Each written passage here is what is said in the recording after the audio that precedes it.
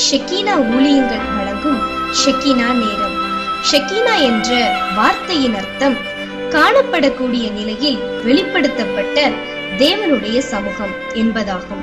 இன்றைய சூழலில் தேவனுக்கு பயந்து அவருடைய வார்த்தைகளுக்கு கீழ்ப்படிந்து சாட்சியுள்ள வாழ்க்கை வாழ்கிறவர்களின் மூலமாக மற்றவர்கள் காணக்கூடிய நிலையில் ஆண்டவர் வெளிப்படுகிறார்.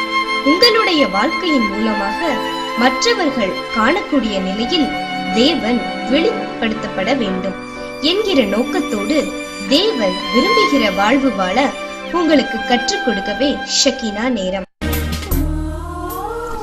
தேவ செய்தியை வழங்குபவர் சுவிசேஷகர் பி. ஜாஷ்வா, இயக்குனர், ஷெக்கீனா ஊழியங்கள்.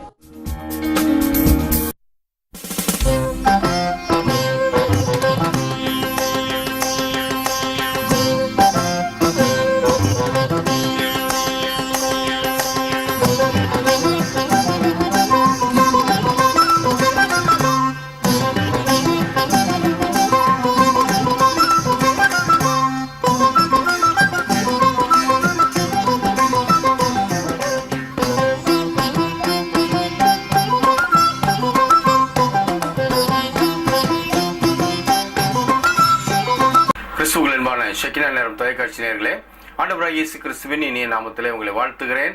இந்த நாளிலும் உங்களோடு கூட சேர்ந்து தேவனுடைய வார்த்தையை படிப்பதற்கு ஆண்டவர் கொடுத்திருக்கிற இந்த மகத்துவமான வாய்ப்புக்காக நான் ஆண்டவருக்கு நன்றியுள்ளவனாய் இருக்கிறேன்.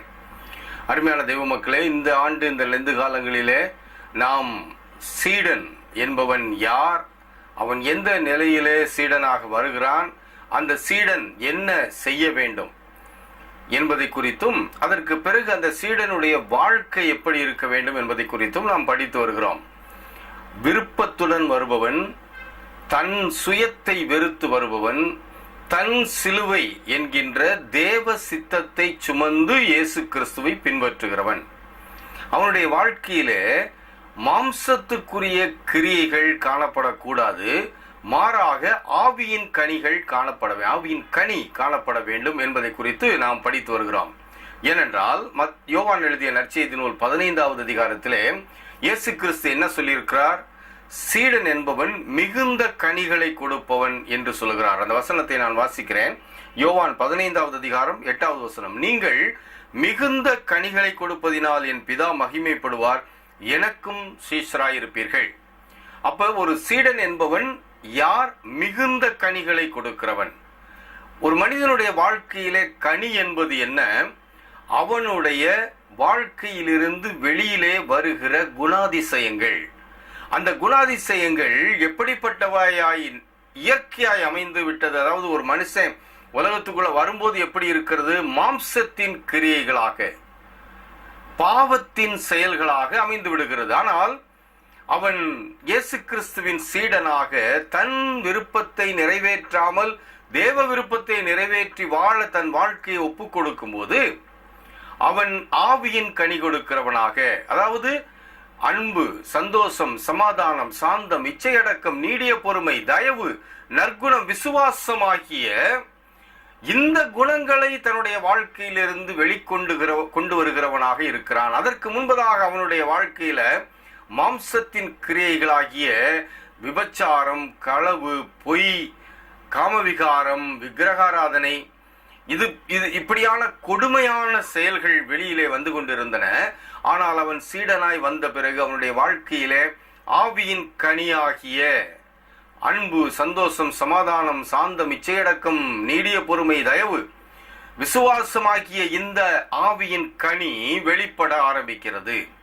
அப்ப இன்றைக்கு ஒரு கேள்வியை நாம் கேட்டு பார்க்க வேண்டும். ஆண்டவருடைய பிள்ளை நான், ஆண்டவருடைய இரத்தம் என்னை கழுவி இருக்கிறது, அவருடைய இரத்தம் என்னை கழுவி இருக்கிறதுனாலே அவருடைய பிள்ளையாய் நான் வாழ்ந்து கொண்டிருக்கிறேன் என்று சொல்லுகிறவர்கள் ஒரு டெஸ்ட் பார்க்கணும். என்ன டெஸ்ட்?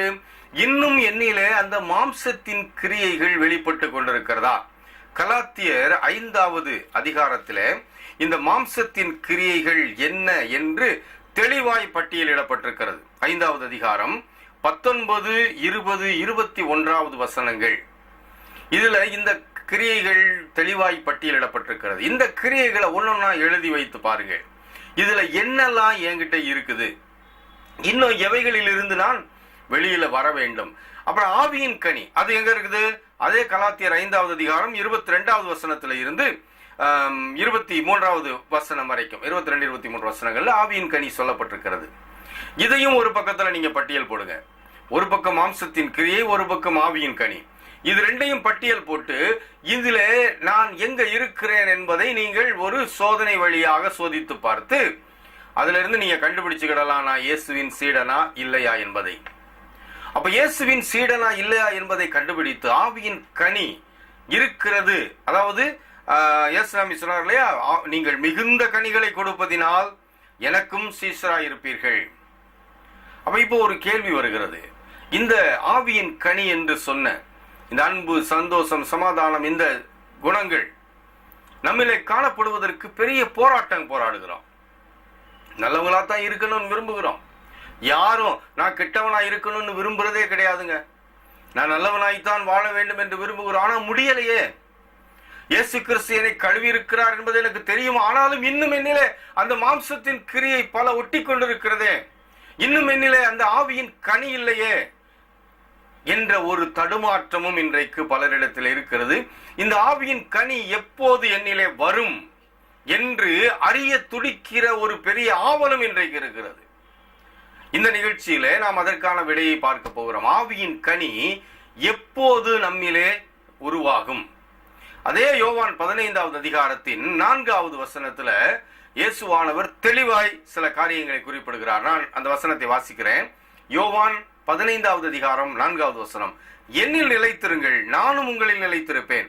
கொடியானது திராட்சை செடியில் நிலைத்திராவிட்டால் அது தானாய் கனி கொடுக்க மாட்டாதது போல நீங்களும் என்னில் நிலைத்திராவிட்டால் கனி கொடுக்க மாட்டீர்கள். 5வது வசனம். நானே திராட்சை செடி, நீங்கள் கொடிகள். ஒருவன் என்னிலும் நான் அவனிலும் நிலைத்திருந்தால் அவன் மிகுந்த கனிகளை கொடுப்பான். என்னை அல்லாமல் உங்களால் ஒன்றும் செய்யக்கூடாது. என்னை கேட்டுக்கொண்டிருக்கிற அருமையான நண்பர்களே, இந்த பகுதியிலே யாரால் கனி கொடுக்க முடியும்? அதாவது கனி கொடுத்தல் என்றால் என்னன்னு பார்த்துக்கிட்டு இருக்கிறோம். நல்ல குணாதிசயங்கள், ஆவியின் கனியாகிய அந்த 9 வகையாய் சொல்லப்பட்டிருக்கிற அந்த நற்குணங்கள் நம்மில் இருந்து வெளியிலே வருவதற்கு நான் என்ன செய்யணும்? என்னால நான் முயற்சி பண்ணி விட்டேன், ஒன்றும் நடக்கல. அன்பா இருக்க வேண்டும் என்று நினைக்கிறேன், முடியல. சந்தோஷமா இருக்கணும்னு நினைக்கிறேன், முடியல. சமாதானம் பண்ண நினைக்கிறேன், முடியல. பொறுமையா இருக்க வேண்டும் என்று நினைக்கிறேன், முடியல. சாந்தத்தோடு இருக்க வேண்டும் என்று நினைக்கிறேன், முடியல. இதுதானே இன்றைக்கு நம்முடைய கூக்குரலாய் இருக்கிறது. ஏன் முடியவில்லை? இங்கே விடை இருக்கிறது. யாருக்கு முடியும் என்று இங்கே தெளிவாய் சொல்லப்பட்டிருக்கிறது. ஒருவன் என்னிலும் நான் அவனிலும் நிலைத்திருந்தால். அப்ப நம்முடைய வேர், நம்முடைய வாழ்க்கையின் அஸ்திபாரம் யார் மேலே இருக்க வேண்டும்? இயேசுவானவர் தெளிவாய் சொல்லியிருக்கிறார், என்னில் நிலைத்திருங்கள், நானும் உங்களில் நிலைத்திருப்பேன். சொல்லிட்டவர் என்ன சொல்றாரு?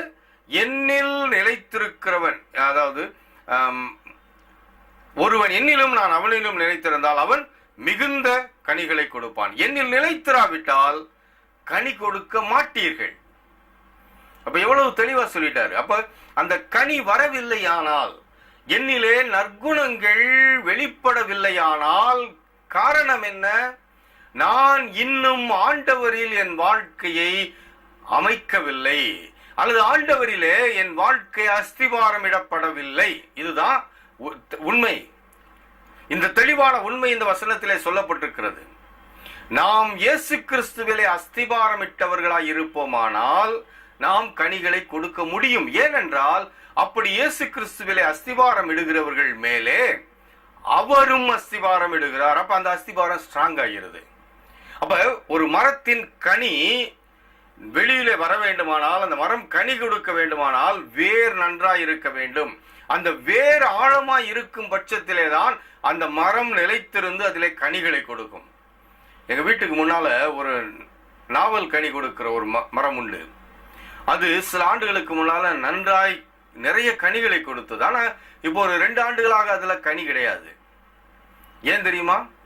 அந்த அந்த மரத்தின் வேர், அந்த தண்டு பகுதி, கீழ்பகுதி இருக்கு இல்லையா, அதை சுற்றிலும் சிமெண்ட்னால பூசிட்டாங்க. இப்ப அதுக்கு வேண்டிய தண்ணீர் இல்லை. ஆகையினால அதுல கனிகள் இல்லை. மரம் இருக்கிறது, ஆனா கனி இல்லை. அதே போல இன்றைக்கு நம்முடைய வாழ்க்கையில வேர் சரியாய் அதுக்கு வேண்டிய சத்துவங்கள் பெற்றுக்கொள்ளாத பட்சத்துல கனி இருக்காது. இன்னைக்கு நம்முடைய வாழ்க்கையில ஏன் கனி இல்லை, ஏன் இந்த இயேசு கிறிஸ்து விரும்புகிற இயேசு கிறிஸ்துவின் சீடனிடத்திலே காணப்பட வேண்டிய நற்குணங்கள் காணப்படவில்லை? அவங்க இவங்களை குறை சொல்லாதீங்க, அது ஒரு நாளும் ஏற்றுக்கொள்ளப்படக்கூடிய காரியமே கிடையாது. வேறு யாரும் நீங்கள் கனி கொடுப்பதை தடுக்க முடியாது உங்களை தவிர. ஏன் நீங்க கனி கொடுக்க முடியல?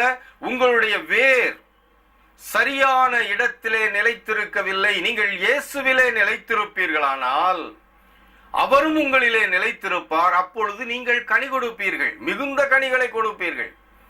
தெளிவா சொல்றாரு பாருங்க, என்னாலே அல்லாமல் உங்களால் ஒன்றும் செய்ய முடியாது.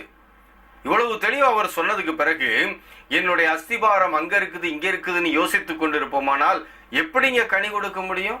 நம்முடைய அஸ்திபாரம் இயேசு கிறிஸ்துவிலே இருக்க வேண்டும். அப்படின்னா என்ன அர்த்தம்? நம்முடைய வாழ்க்கை இயேசு கிறிஸ்துவின் மேல் கட்டப்பட்டதாய் இருக்க வேண்டும். அப்ப அதுக்கு இன்னும் தெளிவாய் புரிந்து கொள்ள வேண்டுமானால் என்ன சொல்லலாம்? இயேசு கிறிஸ்து என் வாழ்க்கையை முழுமையாய் ஆட்சி செய்ய வேண்டும். அவர் என்னிலும் நான் அவரிலும் நிலைத்திருந்தால், அதாவது நான் இந்த உலகம் சார்ந்த வாழ்வு வாழாமல் இயேசு கிறிஸ்து என்னிடத்திலே விரும்புகிற வாழ்க்கை வாழ என்னை விட்டு கொடுக்கும் போது, இங்கதான் நம்ம முதல்ல படிச்சது வருகிறது. என்ன தெரியுமா? என் சித்தம் அல்ல தேவ சித்தம். தன் சிலுவை ஒன்றை ஒன்று பிரித்து விடவே முடியாது. நான் கனி கொடுக்க வேண்டுமானால் நான் தேவ சித்தத்தை செய்கிறவனாய் இருக்க வேண்டும். அப்ப என்ன நடக்கும்? தேவனுடைய சித்தம் என்பது எங்கே எழுதி வைக்கப்பட்டிருக்கிறது? நம்முடைய கரத்திலே இருக்கிற இந்த பரிசுத்த வேதாகமத்திலே. இந்த பரிசுத்த வேதாகமத்தை படித்து இந்த பரிசுத்த வேதாகமத்திலே சொல்லி இருக்கிறவைகளின்படி வாழ்க்கையை அமைத்துக் கொள்ளும் போது அது இயேசு கிறிஸ்துவிலே நிலைத்திருக்கிற வாழ்க்கை. ஆனா இன்றைக்கு நன்றாய் யோசித்து பாருங்களேன். ஆண்டவருடைய பிள்ளைகள் என்று சொல்லுகிறோம், ஆண்டவருடைய பிள்ளைகளாய் நம்மை வாழ்வதற்கு அர்ப்பணம் செய்திருக்கிறோம். ஆனாலும் இன்னும் ஆவியின் கனி இல்லை என்றால் இன்னும் நம்முடைய வாழ்க்கை எங்க அஸ்திபாரம் போடப்பட்டிருக்கிறது தெரியுமா? ஆண்டவருடைய பிள்ளைகள் தாங்க, இல்லைன்னா சொல்லல. ஆனாலும் இன்னும் வாழ்க்கை உலகமும் உலகம் சார்ந்த காரியங்களிலும் அஸ்திபாரம் போடப்பட்டிருக்கிறதே. இன்னைக்கு நாம் பார்த்து பயந்து நடுங்குவதெல்லாம் யாரை எதை? உலகம் சார்ந்த காரியங்களையும் உலகத்திற்கு அடுத்த காரியங்களையும் தானே பார்த்து பயந்து கொண்டிருக்கிறோம். ஆண்டவருக்கு பயப்படுகிறோம் என்று சொல்லுகிறோம், ஆனால் உண்மையிலேயே ஆண்டவருக்கு பயப்படுகிற பயம் என்பது இன்றைக்கு இல்லைன்னு சொன்னா கூட அது தப்பாகாதுங்க. அந்த அளவிலே ஆண்டவருக்கு பயப்படுகிற பயத்தை புறந்தள்ளி விட்டு உலகத்திற்கும் உலகத்திற்கு அடுத்த காரியத்திற்கும் பயந்த நிலையிலே வாழ்ந்து கொண்டிருக்கிறோம். அப்படியானால் நம்முடைய அஸ்திபாரம் எங்க இருக்குது? யாரை பார்த்து இருக்கிறது? யார் மேல இருக்கிறது? உலகத்திலே இருக்கிறது. நாம் எதிலே நிலைத்திருக்கிறோம்? எதை சார்ந்திருக்கிறோம்? உலகத்தை சார்ந்திருக்கிறோம். ஆகையினாலேதான் இன்னும் உலகத்துக்குரிய காரியங்கள் நம்மில் இருந்து வெளியிலே வருகிறது. இன்னும் ஆண்டவருடைய பிள்ளை என்று சொல்லிக் கொண்டிருக்கிற நம்மிடத்திலிருந்து உலகம் சார்ந்த மாம்சத்தின் கிரியைகள் தான் இன்னும் வெளியில வருது. அதெல்லாம் அழிக்கப்பட்ட கிரியைகள். என்றைக்கு இயேசு கிறிஸ்துவின் ரத்தம் உங்களை கழுவுவதற்கு நீங்கள் இடம் கொடுத்தீர்களோ அன்றைக்கு இந்த மாம்சத்தின் கனிகள் எல்லாம் அழிக்கப்பட்டிருக்க வேண்டும். ஆனா இன்னும் முடியல அப்படின்னு சொல்லுவோமானால் காரணம் என்ன தெரியுமா? இன்னும் நான் இயேசுவிலே நிலைத்திருக்கவில்லை. உலகமும் உலகம் சார்ந்த காரியங்களும் தான் என்னிலே இன்னும் மேலோங்கி இருக்கிறது என்பதுதான் ஒத்துக்கொள்ள வேண்டிய உண்மை. என்னை கேட்டுக்கொண்டிருக்கிற அருமையான நண்பர்களே, இந்த லெந்து காலம் என்பது எதற்காக கொடுக்கப்பட்டிருக்கிறது? நம்மை தற்பரிசோதனை செய்து நம்மிடத்திலிருந்து இன்னும் மாற்றப்பட வேண்டிய காரியங்கள் அல்லது விட்டு விலக வேண்டிய காரியங்கள், இவைகளிலிருந்து மாற்றம் கண்டு விட்டு விலகி ஆண்டவர் விரும்புகிற வாழ்வு வாழ நம்மை திரும்பவும் புதுப்பித்துக் கொண்டு ஓடுவதற்காகத்தானே கொடுக்கப்பட்டிருக்கிறது. அப்படியானால் இந்த லெந்து காலத்திலே நாம் செய்ய வேண்டிய ஒரு காரியம் என்ன தெரியுமா? நான் இயேசுவில் நிலைத்திருக்கிறேனா? நான் அப்படி நிலைத்திருக்கிறதுனால அவரும் என்னில் நிலைத்திருக்கிறாரா என்பதை கேட்டு பார்க்க வேண்டும். அவர் என்னிலே நிலைத்திருக்காத பட்சத்திலே என்னுடைய வாழ்க்கையிலே நான் கனி கொடுக்க முடியாதே. அப்ப இயேசு கிறிஸ்து என்னிலே நிலைத்திருந்தால் நான் கனி கொடுக்க முடியும். நான் என்னில் அன்பு வரும், என்னில் சந்தோஷம் வரும், என்னில் சமாதானம் வரும், என்னில் நீடிய பொறுமை வரும், என்னில் சாந்தம் வரும். ஏனென்றால் இதெல்லாம் அவர் கொடுக்கிற குணங்கள். நான் அவரில் சாய்ந்திருக்கும் போது, அவரில் நான் சார்ந்திருக்கும் போது இந்த குணங்களை எல்லாம் அவர் எனக்கு தருகிறார். அப்ப நான் இதுக்காக போராட வேண்டாம். நான் செய்ய வேண்டியது ஒன்னே ஒண்ணு, அவரில் நிலைத்திருந்து வாழ்வதை மட்டும் தெரிந்து கொள்ள வேண்டும். அப்ப இதெல்லாம் தானாய் கிடைக்குங்க. சரி, இப்ப இன்னொரு கேள்வி. நான் அன்பா இருக்கணும்னு நினைக்கிறேன், என்னில் ஆவியின் கனி வெளியில வரணும்னு நான் நினைக்கிறேன், ஆனா முடியலையே. நான் இயேசுவில் தான் சார்ந்து இருக்கிறேன் என்றும் சொல்லுகிறவர்களுக்காக அடுத்த பதிலை நாம் படிக்க போகிறோம். இதெல்லாம் ஏன் முடியலை என்று சொல்வதற்கு இடம் இல்லை இல்லையா? இது பொதுவாகவே நம்ம கேட்டு பழகி இருக்கிற மொழி இல்லையா? அப்ப முடியலன்னு சொன்னா என்ன? பிலிப்பியர் 4வது அதிகாரத்துல இதற்கு ஒரு தெளிவான ஒரு விடை இருக்கிறது. பிலிப்பியர் 4வது அதிகாரம் 8வது வசனத்தை நான் வாசிக்கிறேன். கடைசியாக சகோதரரே, உண்மை உள்ளவைகள் எவைகளோ, ஒழுக்கம் உள்ளவைகள் எவைகளோ, நீதி உள்ளவைகள் எவைகளோ, கற்புள்ளவைகள் எவைகளோ, அன்புள்ளவைகள் எவைகளோ, நற்கீர்த்தி உள்ளவைகள் எவைகளோ, புண்ணியம் எதுவோ, புகழ் எதுவோ, அவைகளையே சிந்தித்துக் கொண்டிருங்கள். இங்க வேத வசனம் தெளிவாய் ஒரு காரியத்தை நமக்கு சொல்லிக் கொடுக்கிறது. அதாவது அந்த ஆவியின் கனி வெளியிலே வரக்கூடிய அத்தகைய எண்ணங்களை, அன்பான, ஒழுக்கமான, நீதியான, புண்ணியமான இத்தகைய எண்ணங்களையே சிந்தித்துக் கொண்டிருங்கள் என்று இங்கே வசனம் நமக்கு சொல்லுகிறது. ஏன் சிந்திக்க வேண்டும் என்று வசனம் நமக்கு சொல்லுகிறது?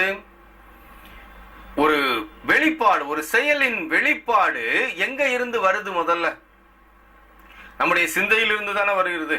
அங்க இருந்து தானே உத்தரவு புறப்பட்டு மூளைக்கு போய் இதை செய்யணும். மூளை பிறகு உடல் உறுப்புகளுக்கு கட்டளையிடுகிறது, நீ இதை செய்ய, இப்படி செய்யணும், இப்படி பண்ணணும்னு, இல்லையா? அப்ப அந்த செயல் வெளிப்பாடு, வெளியிலே தெரிகிற அந்த செயல் எங்க உற்பத்தி ஆகிறது? நம்முடைய சிந்தனையில. அப்ப இங்க அதுக்குதான் வேதம் என்ன சொல்லுகிறது? நீங்க சிந்திக்க வேண்டிய காரியங்கள், உங்களிலே ஆவியின் கனி காணப்பட வேண்டுமானால் நீங்கள் சிந்திக்க வேண்டிய காரியங்கள் இவைகள். எவை? அன்புள்ளவைகள், ஒழுக்கமுள்ளவைகள், நற்கீர்த்தி உள்ளவைகள், உங்களை சரியான கனி கொடுக்க வைக்கக்கூடிய சிந்தனைகளை நீங்கள் சிந்தித்துக் கொண்டிருக்க வேண்டும். ராத்திரி படுத்திருக்கும் போது நாளைக்கு யார கருவறுக்கிறதுன்னு யோசித்துக்கிட்டே படுத்திருந்தா காலையில் எந்திரிச்ச உடனே எந்த வேலையை செய்வோம்? ராத்திரி பூரா நம்முடைய சிந்தனை அப்படியே இருக்குதுன்னு வச்சுக்குவோம். இன்னைக்கு இந்த நேரம் இப்படி பழி வாங்கணும் அப்படிங்கிற ஒரு சிந்தனையிலேயே படுத்து எழும்பினால் காலையில நம்முடைய சிந்தனையின் வெளிப்பாடு எப்படி வெளியில வரும்? பழிவாங்குகிற வெளிப்பாடாத்தானே வரும். அதற்கு மாறாக இன்றைக்கு என்னை இப்படியெல்லாம் வசைபாடினார்கள், இப்படியெல்லாம் என்னை காரணம் இல்லாமல் திட்டினார்கள், இப்படியெல்லாம் என்னிடத்திலே காரணம் இல்லாமல் கோபம் கொண்டார்கள், நடந்து கொண்டார்கள், ஆனால் அவர்களிடத்திலே நான் அன்பு காட்டப் போகிறேன், அவர்களோடு நான் சமாதானமாய் இருக்க போகிறேன், அவர்களிடத்துல இன்னும் நீடிய பொறுமையோடு கூட நான் இருக்க போகிறேன், இன்னும் அவரிடத்துல என்னுடைய சாந்தத்தை நான் இன்னும் வெளிப்படுத்த போகிறேன் என்று சொல்லி இப்படிப்பட்ட, அதாவது ஆவியின் கனிக்கடுத்த செயல்களையே நீங்கள் சிந்தித்துக் கொண்டிருப்பீர்களானால் நீங்க காலையில வெளிப்படுத்துகிற அந்த சிந்தனையின் வெளிப்பாடு எப்படிங்க இருக்கும்? அன்புள்ளவைகளா இருக்கும் இல்லையா? நீடிய பொறுமையை பற்றியே யோசித்துக் கொண்டிருப்பீர்களானால் அடுத்த நாள் காலையிலே அந்த நபரை நீங்கள் திரும்ப பார்க்கும்போது உங்களுடைய மனசுல என்ன வரும்? இன்னும் கொஞ்ச நாள் பொறுத்திருப்போம், இன்னும் கொஞ்சம் பொறுத்திருப்போம் என்ற என்ன வருமா இல்லையா? நான் என்னுடைய காரியத்தில் நான் இனி சாந்தமா இருக்க போறேன், பதிலுக்கு பதில் பேச மாட்டேன்னு சொல்லி நீங்க ராத்திரி அவைகளையே சிந்தித்துக் கொண்டிருப்பீர்களானால் அவங்க எதிராளி, உங்களுக்கு முன்னால நிக்கிற உங்களுடைய எதிராளி எவ்வளவுதான் பேசினாலும் நீங்க அந்த இடத்துல எப்படி நடந்துக்குவீங்க? சாந்தமா இருப்பீர்கள் இல்லையா? இன்னைக்கு நான் சமாதானம் பண்ணுகிற நிலையிலேயே இருக்க வேண்டும் என்று சிந்தித்தால் சிந்தனையின் வெளிப்பாடு எப்படி வெளியில வரும்? அப்ப குறை எங்க இருக்குது தெரியுமா? நம்ம கிட்ட இருக்குது. ராத்திரி பூரா சமாதான குறைவுக்கான காரணங்களையே யோசிக்கிறது, ராத்திரி பூரா நீடிய பொறுமையா இல்லாதபடிக்கு பதிலுக்கு பதில் செய்யணுங்கிறத யோசிக்கிறது, சாந்தமா இல்லாதபடிக்கு நான் ஏதாவது ஒரு விதத்திலே சரி கட்டி விட வேண்டும் என்று சொல்லி யோசிப்பது, இப்படியே தவறான காரியங்களை யோசித்துக் கொண்டே இருப்பதினாலே அதனுடைய விளைவாக தவறை செய்து விடுகிறோம். ஆவியின் கனி வெளியில வரல. அப்ப ஆவியின் கனி வெளியிலே வர வேண்டுமானால் வேதம் தெளிவாய் சொல்லுகிற காரியம் என்ன? ஆவியின் கனிக்கெடுத்த காரியங்களை நீங்கள் சிந்தித்துக் கொண்டே இருங்கள். கிறிஸ்தவர்கள், வேத புஸ்தகம் வச்சிருக்கிறவங்க, இந்த பிலிப்பியர் 4வது அதிகாரம் 8வது வசனத்தை தயவு செய்து குறித்து வைத்துக் கொள்ளுங்கள். அதை குறித்து வைத்துக் கொள்வதோடு மட்டுமல்ல, அதை உங்கள் வாழ்க்கையில செயல்படுத்த முன்வாருங்கள். உங்க சிந்தனை எப்பயுமே உண்மையுள்ளவைகளையும், ஒழுக்கம் உள்ளவைகளையும், நீதி உள்ளவைகளையும், நற்கீர்த்தி உள்ளவைகளையும் சிந்தித்துக் கொண்டே இருக்கட்டும். அப்படி நீங்கள் சிந்தித்துக் கொண்டே இருக்கும்போது அந்த சிந்தனையின் வெளிப்பாடு எப்படி வெளியில வரும்? சரி, யாருக்கு இந்த சிந்தனை வரும்? இயேசு கிறிஸ்துவில் நிலைத்திருக்கிறவர்களுக்கு தான் இப்படி சிந்திக்க மனம் வரும். அப்ப இயேசு கிறிஸ்துவில் நிலைத்திருத்தல் என்பது மிக மிக முக்கியம். நான் இயேசு கிறிஸ்துவில் நிலைத்திருக்காமல் இவைகளை சிந்தித்துக் கொண்டிருப்பேன் என்று சொல்வீர்களானால் ஏமாந்து கொண்டிருக்கிறீர்கள் என்றுதான் அர்த்தம். யாருக்கு இந்த சிந்தனை, அவருடைய சிந்தனை யாருக்கு மாற்றம் காண முடியும்? இயேசு கிறிஸ்துவிலே நிலைத்திருக்கிறவர்களுக்கு. ஏன்? அவங்களிலே இயேசு கிறிஸ்து நிலைத்திருக்கிறார். ஆக நிலைத்திருக்கிற இயேசு கிறிஸ்து இவர்கள் சிந்திக்க முற்படும் போது, ஆவியின் கனிக்குரிய காரியங்களை சிந்திக்க முற்படும் போது அவர் என்ன பண்றாரு? உள்ளே இருக்கிறவர் அந்த சிந்தனையை தூண்டி அந்த சிந்தனையை செயல் வடிவமாக்க உதவி செய்கிறார். அதனாலதான் அவர் சொன்னாரு, என்னாலே அல்லாமல் உங்களால் ஒன்றும் செய்யக்கூடாது. அவருடைய உதவி இல்லாமல், அவருடைய ஒத்தாசை இல்லாமல் உங்களால் ஒன்றும் செய்யக்கூடாது.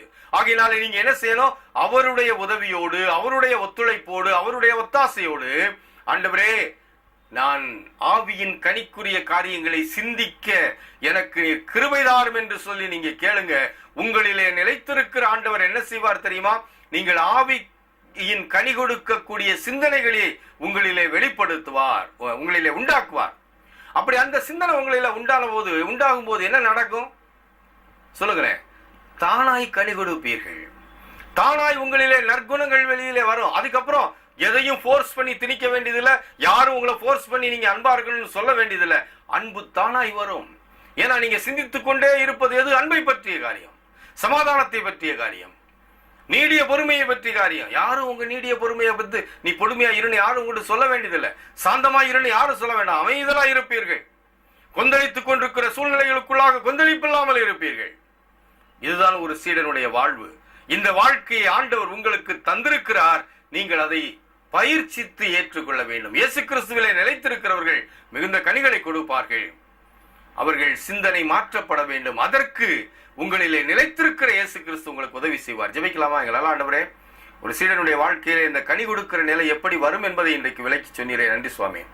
நாங்களும் கனி கொடுக்கிறவர்களாக இருக்க எங்களுக்கு நீர் கிருபை தாரும். இயேசு கிறிஸ்து வழியாக வேண்டுகிறோம் நல்ல பிதாவே, ஆமென். அன்பான நேயர்களே, இந்த நிகழ்ச்சி பற்றிய உங்கள் கருத்துக்களை வரவேற்கிறேன். நிகழ்ச்சி பற்றிய கருத்துக்களை என்னுடைய தொலைபேசிக்கு தொடர்பு கொண்டு தெரிவிக்க உங்களை அன்போடு தாழ்மையோடு கேட்டுக்கொள்கிறேன். திரும்பவும் ஆண்டவருக்கு சித்தமானால் இன்னொரு நிகழ்ச்சியிலே நாம் ஒருவர் சந்திப்போம். அது வரைக்கும் கர்த்தரின் கிருபை உங்களோடு கூட இருப்பதாக. ஆமென்.